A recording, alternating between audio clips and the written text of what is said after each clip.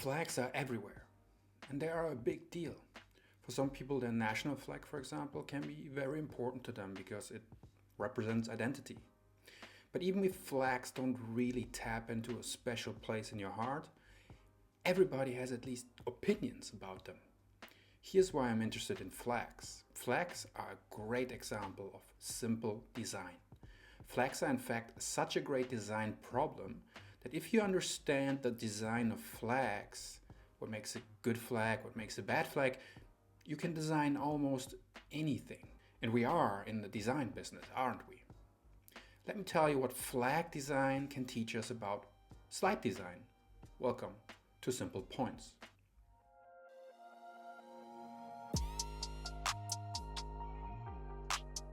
There's this great TED Talk on flag design by Roman Mars.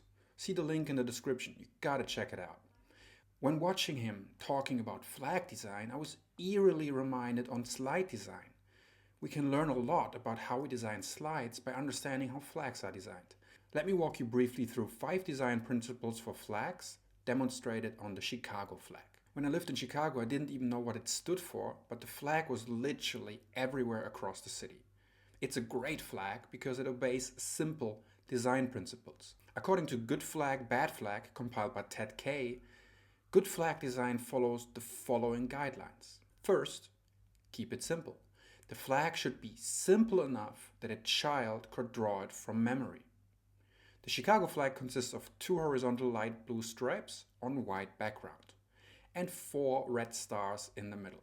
It has only a few visual elements, and the elements are simple geometric forms. Second, use meaningful symbolism. The flag's images, shapes, and patterns should relate to what it symbolizes.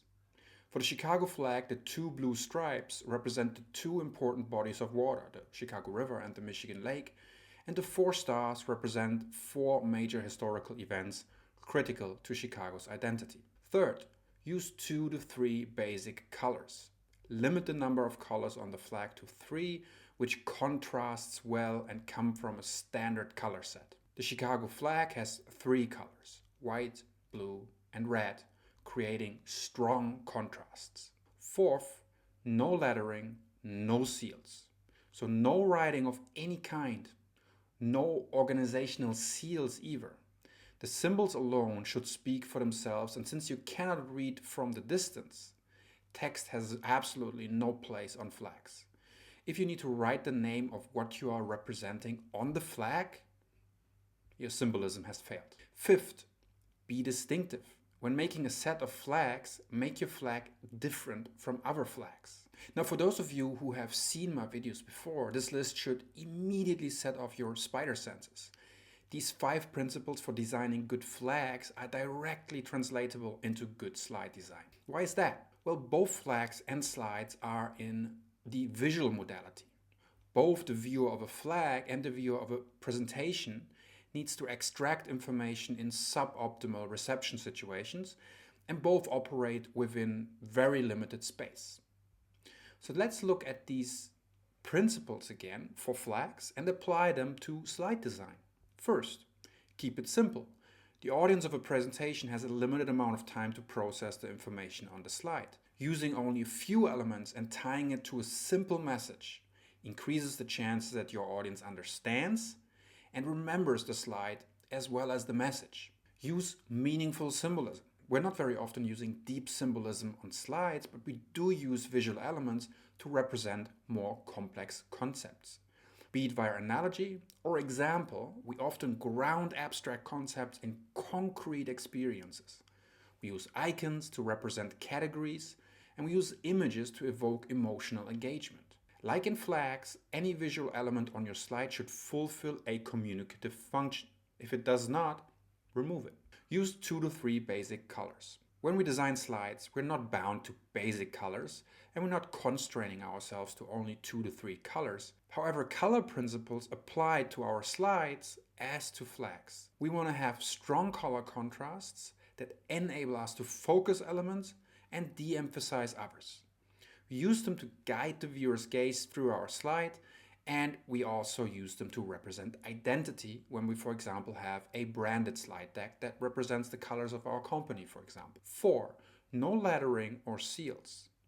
And this is just beautiful, isn't it? Whenever you read up on good slide design, one of the first recommendations is to use less text. On flags, it is because you cannot read text from afar. Thus, text does not help identifying a flag. But this argument holds for slides just as well. A lot of text elements on your slides have the consequence that they become relatively small. So the text becomes hard to read from the last row of the conference room. It also makes it harder to absorb text when listening to the speech of the presenter at the same time. Similarly, flag designers emphatically recommend against seals of any kind. They're too complex to distinguish from afar.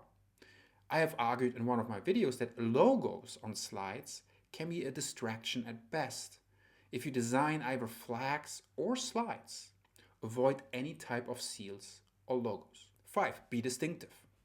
This one is very specific to the identity function of flags. Their number one function is to identify what it represents. This is of course not the main function of presentation design, but you want your slide to have impact. So you want to grab the audience's attention and make your message stick. For that, a certain level of distinctiveness, of uniqueness, could elevate your presentation above others.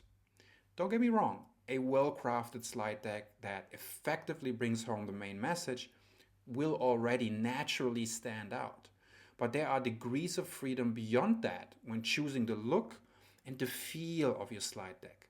Color palettes and typefaces, for example, allow you to make your slides distinct from other presentations. Bad slide design, like bad flag design, violates these principles. It is too complex with too many elements. The meaning or function of elements is unclear. It has too many colors or weak color contrasts. It uses too much text and thus becomes forgettable and loses its distinctive character. A bad flag looks like a bad newspaper ad. A bad slide looks like a sloppy document.